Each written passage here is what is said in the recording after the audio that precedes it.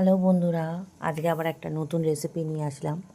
বাড়িতে যদি হঠাৎ অতিথি এসে যায় তখন তোমরা ঘরের সামগ্রী দিয়ে মিষ্টি বানিয়ে তাদের খাওয়াতে পারো। এ দেখো আমি বানিয়েছি। আমার দোকানে যাওয়ার লোক নেই, ওই জন্য আমি ঘরে যা ছিল তাই দিয়ে সোজা সরল একটা মিষ্টি বানালাম।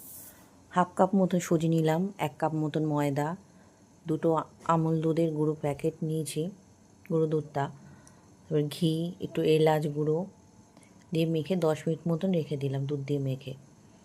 10 মিনিট বাদে দেখো লেচি করে নিলাম। এই যে মিষ্টির শেপগুলো তৈরি করে নিচ্ছি। সব সাজিয়ে নিয়ে এবার গরম তেল করে ওইগুলো ভেজে নেব। ভেজে নেওয়ার পরে চিনি সিরাম তৈরি করে নেব, নিয়ে ওইগুলো দিয়ে ফোটাবো। এই যে সিরাম তৈরি করে নিয়েছি, নিয়ে ওইগুলো দিয়ে ফুটবে। দেখো 10 মিনিট মতন ফোটাতে হবে, দেখবে টুপো টুপো ফুলে গেছে। ইনোটা দিয়েছি ওই কারণে যাতে এগুলো ফুলে যায়। যার ঘরে বেকিং সোডা থাকবে সেটা সবাই দিতে পারে। একটু এলাচ আর কেশর দিয়েছি যাতে কালারটাও আসে।